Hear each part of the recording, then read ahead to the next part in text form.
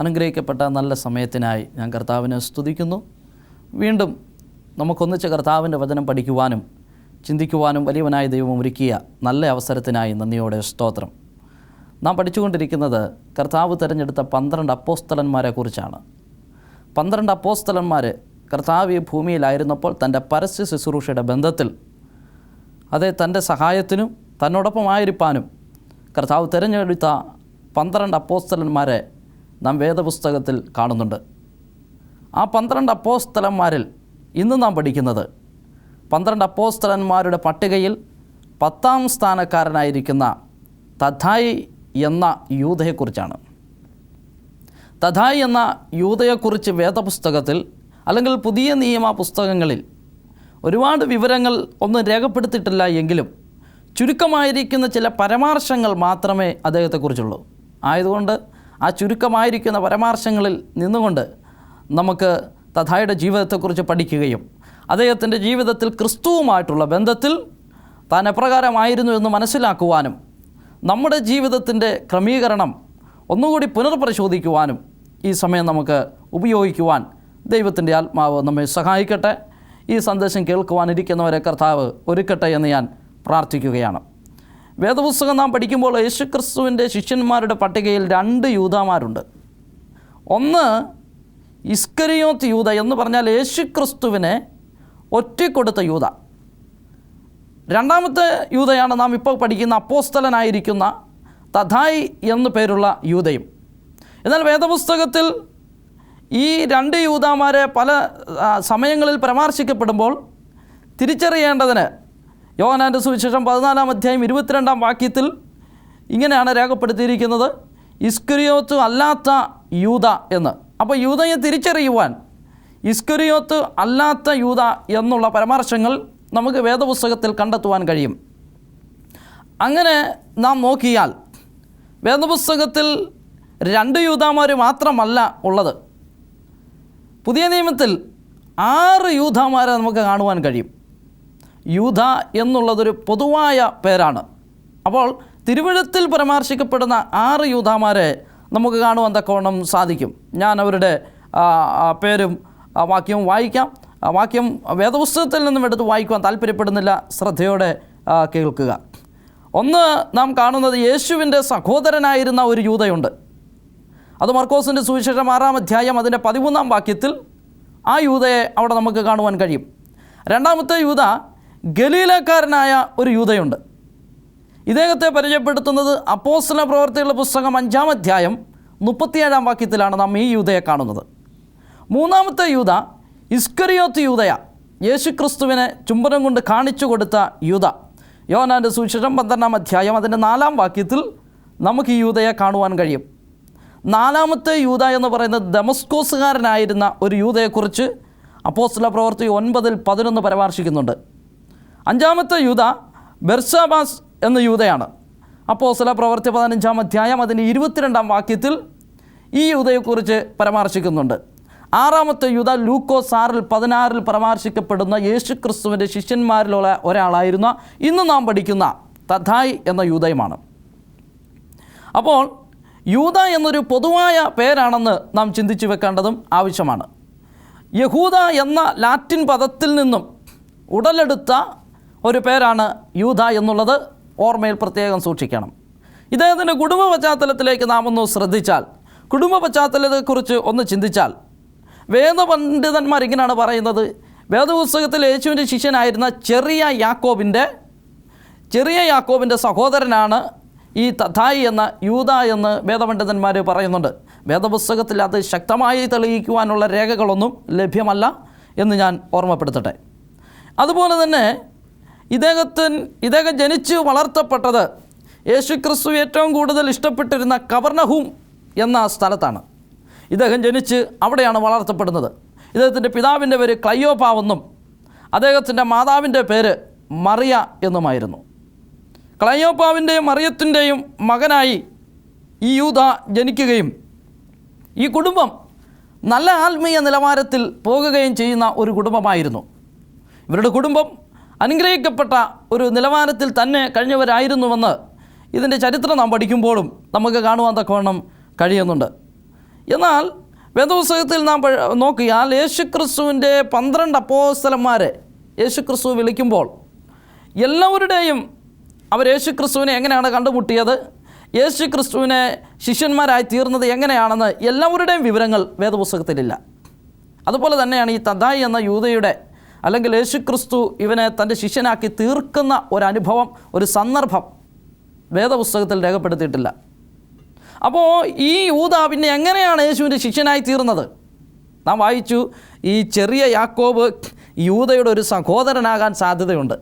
ഒരുപക്ഷെ ഈ ചെറിയ യാക്കോബ് യേശുവിൻ്റെ ശിഷ്യനായത് കണ്ട്, യേശുവിൻ്റെ ശിഷ്യത്വം സ്വീകരിക്കുന്നത് കണ്ടിട്ട് ഒരുപക്ഷെ ഈ തദ്ദായിയും അല്ലെങ്കിൽ തദ്ദായി എന്ന പേരുള്ള യൂദയും യേശുവിൻ്റെ ശിഷ്യനാകുവാൻ സാധിച്ചു എന്നുള്ളതൊരു നിഗമനം. മറ്റൊന്ന്, ഏതോ സങ്കീർണമായിരിക്കുന്ന നിമിഷത്തിൽ അവൻ്റെ ജീവിതത്തിൻ്റെ ആ ദുഃഖവേളയിൽ ഒരുപക്ഷെ യേശുവിൻ്റെ സാന്നിധ്യം അവൻ അനുഭവിച്ചു, അതവൻ അനുഗ്രഹമായി തീർന്നു.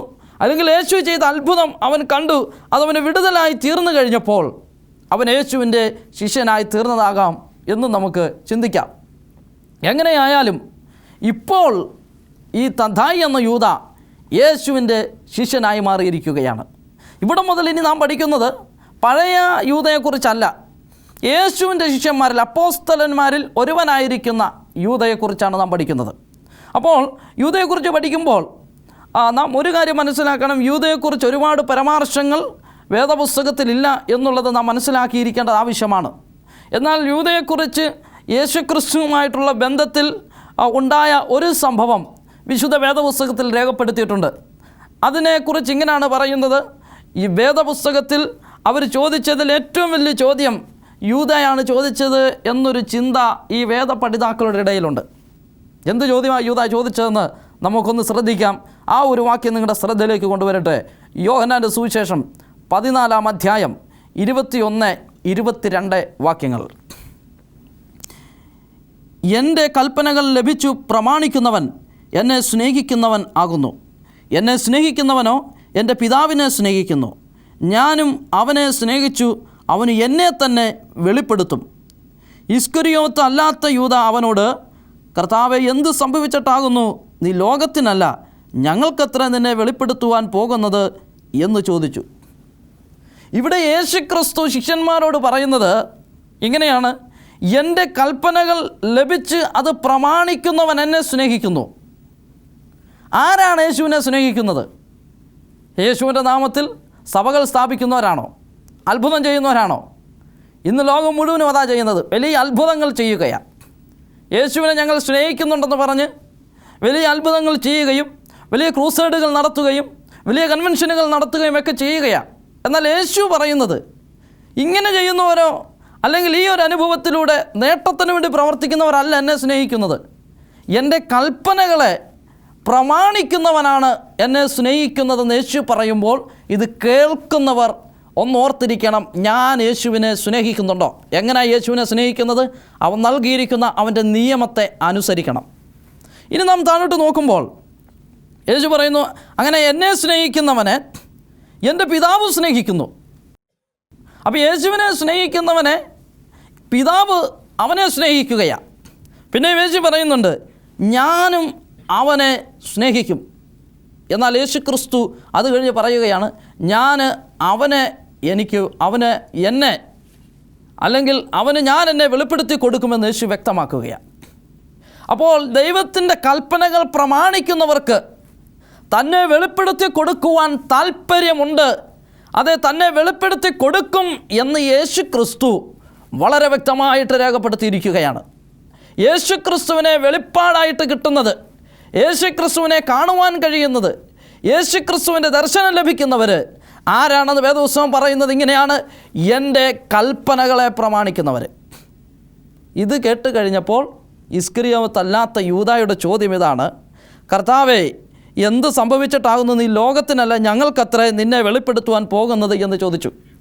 ഈ യൂദ കരുതിയിരുന്നത് ഇങ്ങനെയാണ്, യേശു ഒരു രാജാവായി വരും, രാജാവായി വന്നിട്ട് ലോകത്തുള്ള സകല മനുഷ്യരും കാണുക, അവനിരുന്ന് സിംഹാസനത്തിലിരുന്ന് ഞങ്ങൾ 12 പേരെയും 12 പോസ്റ്റിലാക്കിയിട്ട് യേശു ലോകത്തിന് ആ രീതിയിൽ നമ്മളെ വെളിപ്പെടുത്തി കൊടുക്കുമെന്നാണ് യൂദായൊക്കെ കരുതിയിരുന്നത്. പക്ഷേ യേശു പറയുന്നത്, ഞാൻ അങ്ങനെ ലോകത്തിന് പരസ്യമായിട്ടിപ്പോൾ ആർക്കും എന്നെ വെളിപ്പെടുത്തി കൊടുക്കത്തില്ല, എൻ്റെ കൽപ്പനകളെ പ്രമാണിക്കുന്നവർക്ക് മാത്രം ഞാൻ വെളിപ്പെടുത്തി കൊടുക്കും, എൻ്റെ പിതാവ് അവനെ സ്നേഹിക്കുകയും ചെയ്യുമെന്നാണ് യേശു പറഞ്ഞത്. ഇത് കേട്ടപ്പോഴാണ് യൂദാ ചോദിക്കുന്നത്, കർത്താവേ, എന്തുകൊണ്ട് നീ ലോകത്തിന് നിന്നെ വെളിപ്പെടുത്തുന്നില്ല? നീ ഞങ്ങൾക്കത്ര നിന്നെ വെളിപ്പെടുത്തുവാൻ പോകുന്നത് എന്ന് യൂദാ ചോദിക്കുന്നുണ്ട്. അപ്പോൾ യൂദായുടെ ചിന്തയ്ക്ക് ഒരു മാറ്റം വരണം, അവൻ്റെ അനുമാനങ്ങൾക്കൊരു വ്യത്യാസം വരണം. ഇന്ന് നാം കരുതുന്നതും അങ്ങനെയാണ്. അതെ, ഈ ചിന്തകൾക്കും ഈ അനുമാനത്തിനും ഒരു മാറ്റം വരേണ്ടത് വളരെ ആവശ്യമാണ്. നമ്മുടെ ചെറിയ ബുദ്ധിയിൽ ഉദിക്കുന്ന ചിന്തകൾക്കകത്ത് യേശുവിനെ ഒതുക്കാൻ ശ്രമിക്കുകയാണ് നമ്മൾ. നമുക്ക് ലഭിച്ചിരിക്കുന്ന കൊച്ചറിവ് വെച്ച്, ഒരു ചെറിയ അറിവ് വെച്ച് യേശുവിനെ അളക്കുവാൻ ശ്രമിക്കുന്നവരാണ് നമ്മൾ. പക്ഷേ ഇവിടെ യൂദായോട് യേശു പറയുന്നത് ഇങ്ങനെയാണ്, അതെ, എൻ്റെ കൽപ്പനകളെ പ്രമാണിക്കുന്നവർക്ക് ഞാൻ എന്നെ വെളിപ്പെടുത്തി കൊടുക്കുമെന്നാണ്. ഈ ഭാഗം വാസ്തവത്തിൽ നമുക്കുമൊരു പാഠമായി തന്നെ വേദപുസ്തകത്തിൽ ഇന്നും നിലനിൽക്കുകയാണ്. അപ്പോൾ യൂദായുടെ ചോദ്യം യേശു കേട്ടു. എന്നാൽ യൂദായുടെ ചോദ്യത്തിനുള്ള ആൻസർ യേശു പറയുന്നുണ്ടോ എന്നുള്ളത് തുറന്നുള്ള 2 വാക്യങ്ങൾ കൂടി വായിക്കുമ്പോൾ നമുക്ക് കണ്ടെത്തുവാനായിട്ട് സാധിക്കും. യോഹന്നാൻ്റെ സുവിശേഷം 14-ാം അധ്യായം 23-24 വാക്യങ്ങൾ നമ്മുടെ ശ്രദ്ധയിലേക്ക് ഞാൻ വായിക്കുകയാണ്. യേശു അവനോട്, എന്നെ സ്നേഹിക്കുന്നവൻ എൻ്റെ വചനം പ്രമാണിക്കും. എൻ്റെ പിതാവ് അവനെ സ്നേഹിക്കും. ഞങ്ങൾ അവൻ്റെ അടുക്കൽ വന്ന് അവനോടുകൂടെ വാസം ചെയ്യും. എന്നെ സ്നേഹിക്കാത്തവൻ എൻ്റെ വചനം പ്രമാണിക്കുന്നില്ല. നിങ്ങൾ കേൾക്കുന്ന വചനം എൻ്റേതല്ല, എന്നെ അയച്ച പിതാവിൻ്റേതത്രേ എന്നുത്തരം പറഞ്ഞു. വളരെ ശ്രദ്ധിക്കുക, ഇവിടെ യേശു പറയുന്നത് ഇങ്ങനെയാണ്. യൂദായുടെ ചോദ്യത്തിനുള്ള ആൻസറെ യേശു അവിടെ കൊടുക്കുന്നില്ല. യൂദാ ചോദിച്ചത്, നീ എന്തുകൊണ്ടാണ് ഞങ്ങൾക്ക് മാത്രം വെളിപ്പെടുത്തുന്നത്? എന്നാൽ യേശു പറയുന്നത് ഇങ്ങനെയാണ്, എന്നെ സ്നേഹിക്കുന്നവൻ എൻ്റെ വചനം പ്രമാണിക്കും. അതെ, യേശു വ്യക്തമാക്കുകയാണ്. പിന്നെ അവൻ്റെ അടുക്കൽ പിതാവ് അവനെ സ്നേഹിക്കുകയും ഞാനും പിതാവും അവൻ്റെ അടുക്കൽ വന്ന് അവനോട് കൂടെ വാസം ചെയ്യും. യേശുവിൻ്റെ കൽപ്പനകൾ പ്രമാണിക്കുന്നവരോട് കൂടെ പിതാവും യേശുവും അതേ വന്ന് വാസം ചെയ്യുമെന്ന് രേഖപ്പെടുത്തിയിരിക്കുകയാണ്. ഒരുപക്ഷെ യൂദായ്ക്ക് തൃപ്തികരമായ ഒരു മറുപടി അല്ലത്, യൂദയുടെ ചോദ്യത്തിനുള്ള ഒരു ആൻസർ അല്ലത്. പക്ഷേ യേശു ഒരു കാര്യം യൂദയെ പഠിപ്പിക്കുന്നത് ഇങ്ങനെയാണ്, അതെ, ഒരു കൂട്ടായ്മയുടെ ബന്ധം. ഈ കൽപ്പന പ്രമാണിക്കുന്നവർ ഒരു കൂട്ടായ്മയുടെ ബന്ധത്തിലായിരിക്കണം എന്ന വസ്തുത യൂദായ്ക്ക് മനസ്സിലായി. യൂദാ കരുതുന്നത് പോലെയല്ല. പിന്നെയോ ഒരു വലിയ കൂട്ടായ്മ, അതായത് പിതാവും പുത്രനും ത്രിത്വത്തിൽ മൂന്നാമനായ പരിശുദ്ധാത്മാവും ഈ കൽപ്പനകളെ പ്രമാണിക്കുന്നവരും ആയിട്ടുള്ള ഒരു കൂട്ടായ്മ. എൻ്റെ കൽപ്പനകളെ പ്രമാണിക്കുന്നവരുടെ കൂടെ ഞാൻ വാസം ചെയ്യുമെന്നാണ് വചനം രേഖപ്പെടുത്തിയിരിക്കുന്നത്. അപ്പോൾ അവരുമായിട്ടുള്ള ഒരു കൂട്ടായ്മ ബന്ധത്തെ യേശു കാണിക്കുമ്പോൾ യേശു യൂദായ്ക്ക് പറഞ്ഞു കൊടുക്കുന്നത്, യൂദായെ, നീ എൻ്റെ വചനങ്ങളെ ആദ്യം പ്രമാണിക്കുക, നീ എന്നെ ആഴമായി സ്നേഹിക്കുക, ഞാൻ നിന്നോടും പിതാവും നിന്നോടും കൂടെ വാസം ചെയ്യും എന്ന വാഗ്ദാനം അവിടെ യൂദായ്ക്ക് കൊടുക്കുകയാണ്. അപ്പോൾ യൂദാ ഒരുപക്ഷെ തൃപ്തനായിട്ടില്ല എങ്കിൽ പോലും അവൻ ഒരു വലിയ മർമ്മത്തെയാണ് അവിടെ മനസ്സിലാക്കുന്നത്. ഇത് തന്നെയാണ് ഇന്ന് ദൈവമക്കൾക്കും ആവശ്യം. ഒരു കൂട്ടായ്മയുടെ ബന്ധം നമുക്കുണ്ടായിരിക്കണം. 1-ാം നൂറ്റാണ്ടിൽ ആ സഭ എന്ന് പറയുന്നത് കൂട്ടായ്മയുടെ അടിസ്ഥാനത്തിലായിരുന്നു അവർ നിലനിന്നത്. ഒരു വാക്യം നിങ്ങളുടെ ശ്രദ്ധയെ കൊണ്ടുവരാം. അപ്പോസ്തല പ്രവൃത്തിയുടെ പുസ്തകം 4-ാം അധ്യായം അതിൻ്റെ 32-ാം വാക്യം ക്രിസ്തീയ കോണത്തിൽ വളരെ ശ്രദ്ധേയമാണ്. ഞാൻ വായിക്കുവാൻ താല്പര്യപ്പെടുന്നു. വിശ്വസിച്ചവരുടെ കൂട്ടം ഏക ഹൃദയവും ഏക മനസ്സും ഉള്ളവരായിരുന്നു. തനിക്കുള്ളതൊന്നും സ്വന്തം എന്ന് ആരും പറഞ്ഞില്ല, സകലവും അവർക്ക് പൊതുവായിരുന്നു. ഇതാണ് അവൻ്റെ കൽപ്പനകൾ പ്രമാണിച്ച് യേശുക്രിസ്തുവിനെ രക്ഷിതമായി സ്വീകരിച്ച് യേശുക്രിസ്തുവിലൂടെ മാത്രമേ രക്ഷയുള്ളൂ എന്ന് വിശ്വസിച്ചിരുന്നവരുടെ കൂട്ടം എങ്ങനെയായിരുന്നു എന്നാണ് വചനം പറഞ്ഞത്? അവർ ഏക ഹൃദയവും ഏക മനസ്സുമുള്ളവരായിരുന്നു. ഒരേ മനസ്സുള്ളവരായിരുന്നു, ഒരേ ഹൃദയമുള്ളവരായിരുന്നു. ഭിന്ന അഭിപ്രായങ്ങൾ പറഞ്ഞ് പരസ്പരം മല്ലടിക്കുന്നവരല്ലായിരുന്നു. ഏക മനസ്സോടും ഏക ചിന്തയോടും ഏക പ്രവർത്തനത്തോടും ഏക അഭിപ്രായത്തോടും കൂടി 1-ാം നൂറ്റാണ്ടിൽ സഭ, അപ്പോസ്തലിക കാലത്ത് സഭ നിലനിന്നു എന്ന് വേദപുസ്തകം വ്യക്തമാക്കുകയാണ്. എന്നാൽ ഇന്ന് എന്താണ് സംഭവിക്കുന്നത്? ഇന്ന് ഒരു സഭ, നമ്മളത് ക്രിസ്തീയ കോളത്തിലെ എടുത്തു നോക്കിയാൽ മത്സരിച്ച് അത് 2ആയിട്ട് പിളർന്ന്, പിന്നെ അത് 3ആയിട്ട് പിളർന്ന്, അവിടെ നിന്നും ആരെയെങ്കിലും രണ്ടുപേരെ കൊണ്ടുപോയി അത് പിന്നെ 4 പിളർത്തി ഇന്ന് ക്രൈസ്തവ ലോകത്ത് അനേകം സഭകൾ ഇങ്ങനെ പെരുകിക്കൊണ്ടിരിക്കുകയാണ്. ഞാൻ ചിന്തിക്കുന്നത്, എന്തിനാ ഈ അനേകം സഭകൾ ഇങ്ങനെ പെരുകുന്നത്? ഒറ്റ ഉത്തരമേ ഉള്ളൂ, ഏക മനസ്സോടും ഏക ഹൃദയത്തോടും കൂടി ആരാധിക്കുവാൻ താല്പര്യമില്ലാത്തത് കൊണ്ട്. എനിക്കും എൻ്റെ ആൾക്കാർക്കും ഒരു സഭ, എനിക്കും എൻ്റെ ആൾക്കാർക്കും മറ്റൊരു സഭ എന്ന ചിന്തയോടുകൂടി ക്രൈസ്തവ ലോകം നീങ്ങുകയാണ്. ആ ഏക മനസ്സോടുകൂടിയുള്ള സ്നേഹബന്ധം ക്രൈസ്തവ സമൂഹത്തിൽ നിന്നും മാറ്റപ്പെട്ടു പോയി. പണ്ടൊക്കെ കർത്താവിൻ്റെ ദാസന്മാർ പരസ്പരം കാണുമ്പോൾ ഹസ്തദാനം ചെയ്യുകയും സ്നേഹചുംബനം കൈമാറുകയും ചെയ്യുമായിരുന്നു. പക്ഷേ ഇന്ന് അതിനൊക്കെ ഒരുപാട് വ്യത്യാസം വന്നു. ഇന്ന് ഒരുപക്ഷെ അവരുടെ അവസ്ഥയ്ക്ക് വ്യത്യാസം വന്നു, നിലകൾക്ക് വ്യത്യാസം വന്നു. ഇന്ന് ഒന്നെങ്കിൽ കാറിലായിരിക്കും ഇരിക്കുന്നത്, അല്ലെങ്കിൽ ബൈക്കിലായിരിക്കും. അത് അങ്ങേ സൈഡിൽ അല്ലെങ്കിൽ മറു സൈഡിൽ നിൽക്കുന്ന പാസ്റ്ററെ കാണുമ്പോൾ ഹസ്തദാനം ചെയ്യുകയല്ല, ആ കാറിലിരുന്നുണ്ടെങ്കിൽ അല്ലെങ്കിൽ ബൈക്കിലിരുന്നുകൊണ്ട് അല്ലെങ്കിൽ നിൽക്കുന്ന ഇടത്ത് നിന്നുകൊണ്ട് കൈയും കൊണ്ട് ഇങ്ങനെ കാണിക്കും. ആ കൈ ഇങ്ങനെ കാണിക്കുകയാണ്. കാരണം അവിടെ നിന്നുകൊണ്ട് കൈ ഇങ്ങനെ കാണിച്ചിട്ട് ചിരിച്ച് കാണിക്കുകയാണ്. ഞാനത് മനസ്സിലാക്കുന്നത്, അവിടെ നിന്നാൽ മതി, ഇങ്ങോട്ട് വരണ്ട എന്ന അർത്ഥം അവിടെ കാണുവാൻ കഴിയും. അത്രയ്ക്ക് അകൽച്ച അവിടെ സംഭവിക്കുക. കാരണം ദൈവത്തിൻ്റെ കൽപ്പനകൾ പ്രമാണിപ്പാൻ താല്പര്യമില്ല. എന്നാൽ കർത്താവ് പറയുക യൂദയോട്, നീ എൻ്റെ കൽപ്പനകളെ പ്രമാണിച്ചെന്നെ സ്നേഹിക്കുന്നുവെങ്കിൽ ഞാൻ നിന്നോടും എൻ്റെ പിതാവും നിന്നോടും കൂടെ വാസം ചെയ്യും. നമ്മളെല്ലാം ആഗ്രഹിക്കുന്നതാണ് കർത്താവ് ആ കൂട്ടായ്മ ബന്ധം. പ്രിയപ്പെട്ടവരെ, ക്രിസ്തീയ കാലത്തിൽ നമ്മുടെ ഇടയിൽ കൂട്ടായ്മ ബന്ധം ഒരിക്കലും വിട്ടുപോകരുത്. ഏക മനസ്സോടും ഏക ഹൃദയത്തോടും കൂടി നാം ഒന്നിച്ചു നിൽക്കണം. ഒരു മനസ്സോടുകൂടി നാം പ്രവർത്തിക്കണം. കാലത്തിൻ്റെ അന്ത്യത്തിലായിരിക്കുകയാണ് നാം ഓരോരുത്തരും. യേശുവിൻ്റെ വരവ് ഏറ്റവും അടുത്തിരിക്കുന്ന ഒരു സമയമാണ്. ഇവിടെ വിഭിന്ന ചിന്തകൾ കൊണ്ട് പരസ്പരം മല്ലടിക്കാതെ, അത് ഒരു സഭയിൽ തന്നെ പരസ്പരം മത്സരിക്കാതെ ഒരു മനസ്സോടുകൂടി ഒന്നിച്ചെല്ലാവരും പ്രവർത്തിപ്പാൻ ഒരുക്കമുള്ളവരായിരിക്കണം. സഭയുടെ മേലധ്യക്ഷന്മാർ, സഭയുടെ ശുശ്രൂഷകന്മാർ, സഭയിലെ വിശ്വാസികൾ, കുഞ്ഞുങ്ങളായിരിക്കുന്നവർ എല്ലാവരും ഒരു മനസ്സോടുകൂടി ഒന്നിച്ച് പ്രവർത്തിക്കുവാൻ ഒരുക്കം നമ്മുടെ ഇടയിൽ ഉണ്ടാകേണ്ടത് അത്യന്താപേക്ഷിതമാണ്. അതിനുള്ള കാലം അടുത്തിരിക്കുന്നു സഹോദരങ്ങളെ. ഇപ്പോൾ ഇവിടെ യൂദയോട് യേശു ഈ കാര്യം വളരെ വ്യക്തമായി പറയുകയാണ്. അപ്പോൾ 1-ാം നൂറ്റാണ്ടിൽ സഭ ആ ഒരു അനുഭവത്തിൽ അവർ ആയിരുന്നുവെന്ന് തിരുവെഴുത്ത് പഠിക്കുമ്പോൾ നമുക്ക് കാണുവാൻ തക്കവണ്ണം സാധിക്കും. ഇന്ന് കുടുംബത്തിൽ പോലും ഈ സ്നേഹബന്ധം നഷ്ടപ്പെട്ടിരിക്കുകയാണ്. ഭാര്യ ഭർത്താവ്, അതിന് ആ ബന്ധത്തിൽ ഒരു വിള്ളൽ സംഭവിക്കുന്നു. പിതാവും കുഞ്ഞുങ്ങളും തമ്മിലുള്ള ബന്ധം, മാതാവും കുഞ്ഞുങ്ങളും തമ്മിലുള്ള ബന്ധം, ഇന്ന് ആ ബന്ധങ്ങൾക്കെല്ലാം അകൽച്ച സംഭവിക്കുവാനുള്ള കാരണം കുടുംബത്തിൽ പോലും ഏക ഹൃദയത്തോടും ഏക മനസ്സോടും കൂടി ഒരേ അഭിപ്രായത്തിൽ തുടരുവാനായിട്ട് കഴിയുന്നില്ല. യേശുവിൻ്റെ കൽപ്പനകളെ പ്രമാണിക്കാത്തത് കൊണ്ട് മാത്രമാണ് ഇത് സംഭവിക്കുന്നത്. അതുകൊണ്ട് യേശു അതിനുവേണ്ടിയാണ് ആഹ്വാനം ചെയ്യുന്നത്. ഇന്ന് ഈ സന്ദേശം കേൾക്കുമ്പോൾ, അല്ലെങ്കിൽ ഈ സന്ദേശം ശ്രദ്ധയോടെ കേൾക്കുന്നവരോട് ഞാൻ പറയട്ടെ, നിൻ്റെ കുടുംബത്തിലും നിൻ്റെ സഭയിലും ഒരുപക്ഷെങ്കിൽ വിഭിന്ന അഭിപ്രായങ്ങൾ, വിവിധ രീതിയിലുള്ള ചിന്തകൾ, യേശുവിൽ നിന്നും അകന്നു പോകുന്ന രീതിയിലുള്ള പ്രവർത്തനങ്ങൾ ഉണ്ടാകുന്നതിൻ്റെ കാരണം ഒരുപക്ഷെ നീ അതിശക്തമായി പ്രസംഗിക്കുന്നയാളായിരിക്കാം. എന്നാൽ അവൻ്റെ കൽപ്പനകളെ പ്രമാണിപ്പാൻ നിനക്ക് കഴിയാത്തത് കൊണ്ട് മാത്രമാണ് ഒരു സന്തോഷം നിന്നെ ലഭിക്കാത്തത്. അവൻ്റെ കൽപ്പനകളെ പ്രമാണിക്കാൻ നീ ഉത്സാഹിക്കുക, അതിനുവേണ്ടി നീ ഒരുങ്ങുക എന്ന ആഹ്വാനമാണ് പരിശുദ്ധാത്മാവ് നമുക്കിപ്പോൾ നൽകുന്നത്. അതിനായിട്ട് നാം നമ്മെ ഒരുക്കേണ്ട സമയം അടുത്തിരിക്കുന്നു. ഇങ്ങനെ യൂദയോട് യേശു വളരെ വ്യക്തമായി ഈ മറുപടി കൊടുത്ത് അവനെ അനുഗ്രഹിക്കുകയാണ്, തൃപ്തനാക്കുകയാണ്. ഈ മറുപടിക്കൊക്കെ ശേഷം യൂദയെ പിന്നെ നാം കാണുന്നത് വേദപുസ്തകത്തിൽ ഒരു വലിയ ലിസ്റ്റിലോ ഒരു പ്രവർത്തനത്തിലോ യൂദയെ കാണുന്നില്ല എന്നുള്ളത് ഞാൻ ഓർമ്മപ്പെടുത്തട്ടെ. അദ്ദേഹത്തിൻ്റെ പ്രവർത്തന രേഖകൾ എന്ന് പറഞ്ഞാൽ സുവിശേഷ പ്രവർത്തനങ്ങൾ വേദപുസ്തകത്തിൽ രേഖപ്പെടുത്തിയിട്ടില്ല. യൂദയുടെ സുവിശേഷ പ്രവർത്തനം വേദപുസ്തകത്തിൽ രേഖപ്പെടുത്താത്തത് കൊണ്ട് അതിനെക്കുറിച്ച് അത്യന്തികമായിരിക്കുന്ന ഒരു രേഖ അല്ലെങ്കിൽ ഒരു പഠനം നമുക്ക് യൂദയുടെ സുവിശേഷ പ്രവർത്തനം സംബന്ധിച്ച് ലഭ്യമല്ല. എങ്കിൽ പോലും യൂദയുടെ മറ്റ് പുസ്തകങ്ങൾ അല്ലെങ്കിൽ പാരമ്പര്യ ബുക്കുകളൊക്കെ, ചരിത്ര പുസ്തകങ്ങളൊക്കെ നാം ഒന്ന് പരിശോധിച്ച് കഴിഞ്ഞാൽ അവിടെ നമുക്ക് ചിലത് കാണുവാനായിട്ട് കഴിയുന്നത് അദ്ദേഹം പേർഷ്യയിൽ തൻ്റെ പ്രവർത്തനം നടത്തിയിരുന്നു എന്നാണ്.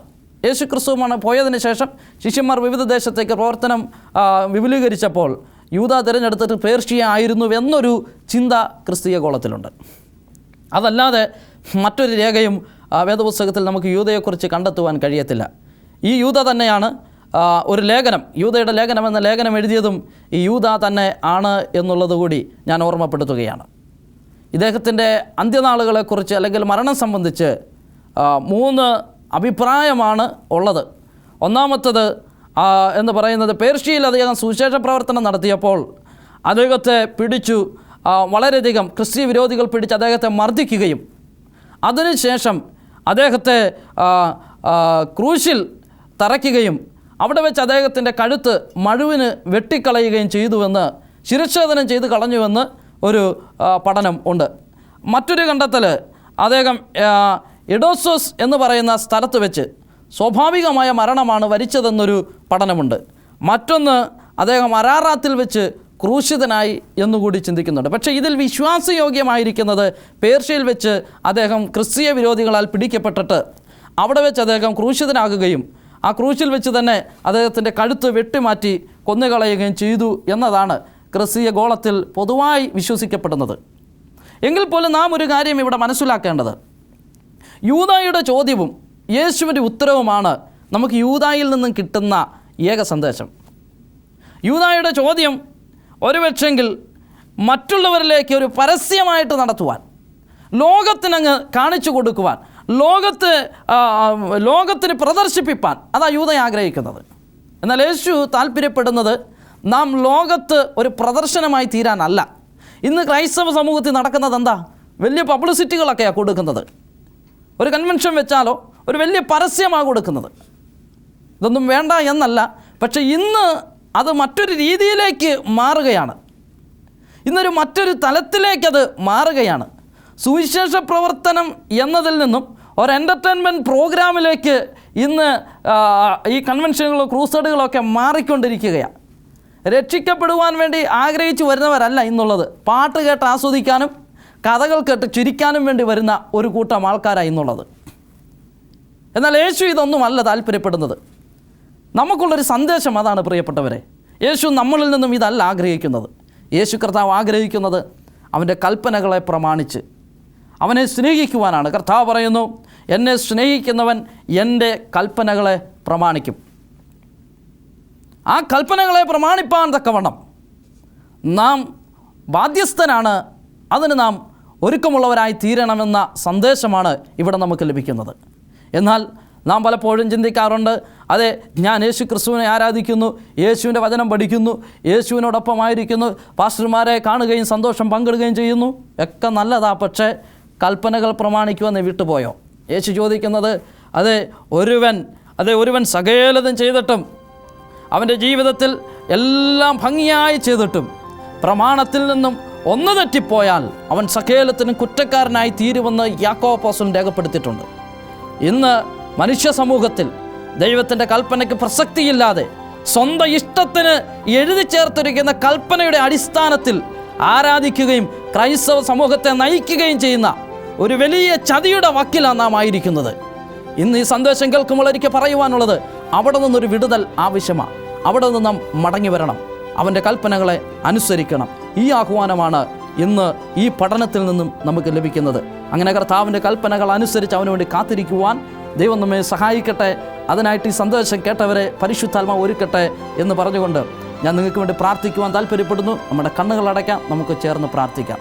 പരിശുദ്ധനായ ദൈവമേ, സ്വർഗീയ നല്ല കർത്താവേ, അനുഗ്രഹിക്കപ്പെട്ട നല്ല സമയത്തിനായി ഞങ്ങളങ്ങേ സ്തുതിക്കുന്നു. ഈ സമയത്ത് കർത്താവ് ഞങ്ങൾക്ക് നൽകിയ നല്ല സന്ദേശത്തിനായി സ്തോത്രം.